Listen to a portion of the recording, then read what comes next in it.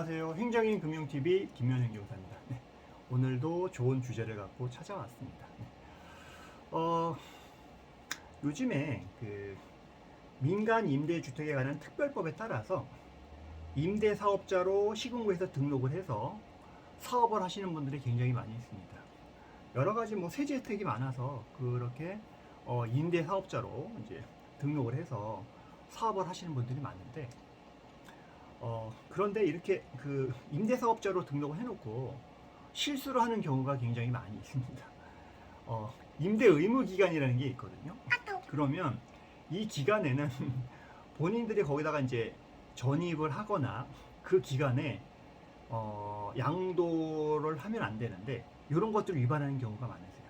예를 들면 세입자가 없다는 이유로 거기를 본인들이 전입을 해서 이제 살려고 하거나 아니면 세입자가 없다는 이유로 해서 행정기관에 사전에 신고를 하거나 이런 절차를 거치지 않고 먼저 양도를 해버리고 사후에 행정기관에 그런 거를 얘기를 해서 적발되는 경우가 너무 많이 있습니다.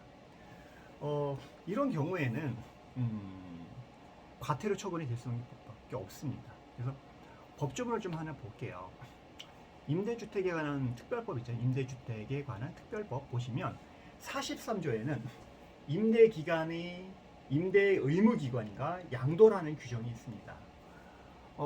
여기를 보면 이 기간에는 계속해서 임대를 해야 된다. 이 기간이 지나지 않으면 양도할 수 없다라고 규정이 되어 있고요. 이거를 위반하게 되게 되면 3천만 원의 과태료를 부과한다라고 법에 규정이 되어 있습니다. 그래서 이렇게 찾아오시는 분들이 제가 위반을 했습니다. 여기서 가장 키포인트는 일단 행정기관에서 처분서를 날라오게 되게 되면 조금 어려운 상황이 될 수 있는데 내가 위반을 했어요. 위반을 하고 나서 이거를 알고 미리 행정기관에 뭔가 이제 자진해서 뭔가를 신고할 수 있는 여지를 하시는 분들은 감경의 여지가 좀 있을 수 있습니다. 그래서 만약에 내가 깜빡하고 착각하고 내가 임대 기간에 내가 전입을 한다든가 내가 양도를 해버렸다, 인지를 했다, 행정기관 아직 모른다, 이럴 때는 저희가 진짜 전문 행정사들은 이제 찾아오시면 저희가 감경을 받을 수 있도록 소명의견서라는 걸 작성을 해드릴 겁니다. 소명의견서가 굉장히 중요한데요. 이거를 얼마나 잘 작성하느냐에 따라서 감경을 받을 수 있는 여지가 50% 정도가 됩니다. 아니면 이게 아니라 일단 행정기관에서 인지하고 하는 경우가 있습니다. 이런 경우는 좀 시간이 오래 걸려요. 내가 위반을 하고 나서 행정기관이 요거를 위반하기까지 발견하는 데가 보통 한 1년 정도 걸리더라고요. 왜냐하면 전입된 여부라든가 이런 것도 확인하기 때문에 좀 시간이 많이 걸리는 것 같은데 내가 자진해서 소명 의견서를 내지 않고 행정기관에서 적발해서 했을 때는 먼저 과태료 사전통지라는 게 나갑니다. 과태료 사전통지가 나가게 되면 의견 제출을 좀 잘 해야 되는데요. 여러 가지 감경 사유들을 좀 잘해서 또 50%를 감경받을 수 있는 여지를 좀 만들어 보셔야 될 것 같습니다. 그렇게 해서 만약에 내용을 저희가 잘 작성하고 해서 행정기관에서 인정을 해줘서 50%를 감경을 받았다라고 하게 되면 사전 의견 제출 기간 내에 이 50%에 대해서 또 20%를 감경해 주는 게 있습니다. 그러면 3천만 원에 50%를 감경받으면 1,500만 원이 되겠죠. 1,500만 원에 또 20%를 감경받으면 대략적으로 한 300만 원 정도가 되면 결국에는 1,200만 원을 사전 통지 의무 기간 내에 낼 수 있는 기회가 부여됩니다. 그런데 또 판단하셔야 될 게 내가 그러면 나는 단순한 착오로 인해서 또 1,200만 원 자체도 또 내기는 너무 어렵다라고 해서 이의신청을 하시는 경우들도 있으세요. 그러면 이의신청을 하시는 경우에는 내가 50%에 300만 원 또 깎이는 거잖아요.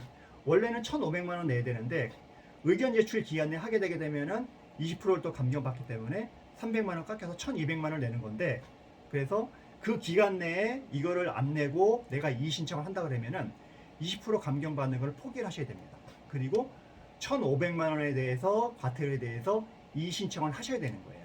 그렇게 해서 그 실익을 좀 따져 보셔야 됩니다. 그래서 내가 1,200만 원만 내고 끝낼 건지 아니면 20%에 대한 이익을 포기를 하고 1,500만 원에 대해서 이의 신청을 해서 다퉈서 또 감경받을 수 있는 여지를 한번 만들어 볼 건지 이걸 한번 따져 보셔야 되는 거예요. 그래서 좀 따져 보셔야 되는데, 그래서 요 실익을 따져 보셔야 됩니다. 근데 다만 이의 신청을 하시는 분들은 이런 분들이 좀 있으시더라고요. 내가 그 1,200만 원을 당장 내는 것도 어려울 뿐더러, 그리고 만약에 이제 1,500만 원을 낸다고 하더라도 그만한 금액이 없기 때문에 나는 이의 신청을 해서 좀 더 다투겠다. 왜냐하면 이의 신청을 하게 되면 기존의 과태료 효력이 상실돼서 행정기관에서 과태료 처분에 대해서 압류나 이러한 어떤 조치를 할 수가 없습니다. 독촉도 할 수 없고 그런 걸 할 수가 없습니다. 왜냐하면 이의 신청을 하게 되면 법원의 비송사건 절차에 따라서 비송사건 재판이 이루어지기 때문에 이 기간에서 결정이 날 때까지, 법원의 판결 결정이 날 때까지 행정기관에서는 할 수 있는 게 없어요. 이 결정이 와야지만 법원의 결정에 따라서 행정기관에서 그거를 갖고 독촉고지를 하고 압류를 하고 공매를 넣고 이런 절차를 하는데, 그런 것들이 결과가 안 나올 때는 행정기관에서도 마냥 기다릴 수밖에는 없다. 이렇게 그래서 그 의뢰하시는 분들이 나는 그러면 당장 1,500만 원이든 1,200만 원이든 낼 여력이 없기 때문에 일단은 재판을 해서 시간을, 기한의 이익을 누려서 나중에 그거를 고려해 보겠다. 어차피 재판하는 기간, 이 기간도 예를 들면 뭐 이의 신청하고 또 항고하고 재항고 하게 되면 1년이든 2년이든 갈 거고, 결국에 행정기관에서 이 결과에 따라서 또 뭔가를 독촉하고 압류하고 뭐 공매하고 하면은 그 기간도 1년 이상이 걸릴 텐데, 그러면 나한테 주어지는 기간이 기한의 이익을 누릴 수 있는 게 최소한 3년 정도 있는데, 내가 당장 내 통장에서 1,500만 원이든 1,500만 원 나가는 것보다는 이렇게 시간을 끌어서 한 3년 정도 있다가 그때서야 행정기관 담당 공무원 찾아가지고 뭔가 조치한다고 하면은 그때 가서 제가 조치하겠습니다, 이거 하지 마세요 해서 그렇게 해도 늦지가 않는다.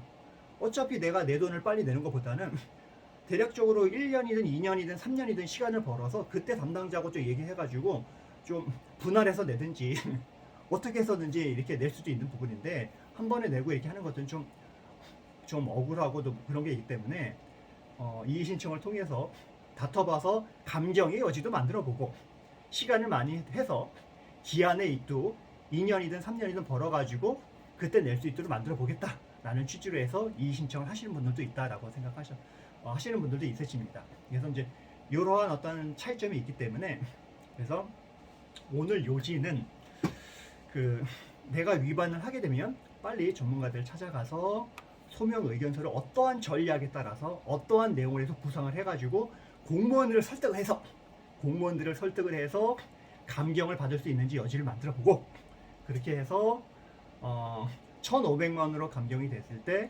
거기에서 또 20%를 감경받아서 1,200만 원 내고 내가 끝날 건지, 아니면 이의 신청을 통해서 기한의 이익을 많이 늘려서 나중에 그거를 행정공무원하고 딜을 해서 분할해서 낼 건지, 이렇게 고민을 하시는 분들도 있다. 그래서 전략을 좀 잘 세우셔야 할 것 같습니다. 그래서 이런 부분이 있으니까는 민간주택 사업을 하시는 분들은 이런 위반사항이 있으시면은 도서하지 말고 저희 아래 전화번호가 있으면 연락을 주시면 저희가 그걸 이제 자세하게 상담을 드리도록 하겠습니다. 전화 상담은 다만 좀 오래 할 수는 없고요. 기본적인 절차만 말씀드릴 수 있는 부분이기 때문에 정확한 상담을 원하시는 분들은 한번 방문을 하시거나 관련 자료를 좀 보내주시면 좋을 것 같습니다. 네. 오늘 영상 여기까지 하고요. 다음에도 좋은 영상으로 찾아뵙도록 하겠습니다. 아래 연락처가 있으니까 궁금한 사항 연락 주시고, 마지막으로 좋아요, 구독은 저희가 큰 힘이 되기 때문에 부탁드리겠습니다. 감사합니다.